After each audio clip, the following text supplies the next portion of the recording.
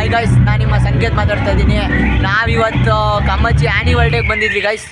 ನಮ್ಮ ಹುಡುಗ ವಿಷಯ ಅಂತಿಲ್ಲ, ಇದು ನಾವು ಓದೋ ಕಾಲೇಜು ಪಕ್ಕದಲ್ಲಿ ಅಥವಾ ಪ್ರೈಮರಿ ಆ್ಯನಿವಲ್ ಡೇ ಐತೆ, ಅದನ್ನ ನೋಡೋಕೆ ಬಂದೀವಿ.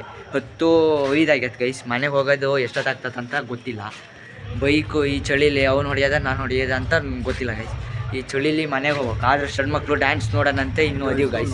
ಈಗ ನಮ್ಮ ಕಾಲೇಜಿಂದ ಒಂದೆರಡು ವ್ಯೂಸ್ ಹಾಕ್ತೀನಿ ಗೈಸ್, ನೋಡಿ ಹೆಂಗೈತೆ ಅಂತ ಹೇಳಿ. ಲೈಟಿಂಗ್ಸ್ ಎಲ್ಲ ಕಾಲೇಜಿಗೆ ಲೈಟಿಂಗ್ಸ್ ಯಾಕೆ ಮಾಡ್ಯಾರಂದರೆ ಇವತ್ತೆರಡು ಕಾಂಪೌಂಡ್ ಉದ್ಘಾಟನೆ ಮಾಡಿದ್ರು ಗೈಸ್, ಅದಕ್ಕಾಗಿ ಕಾಲೇಜಿಗೆ ಲೈಟಿಂಗ್ಸ್.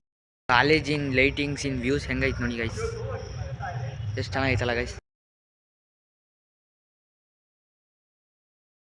ನೋಡಿ ಗೈಸ್, ನಿಮ್ಮ ಮುಂದೆ ತೋರಿಸ್ತೀನಿ ಎಷ್ಟು ಚೆನ್ನಾಗಿ ಡ್ಯಾನ್ಸ್ ಮಾಡ್ತಾರೆ.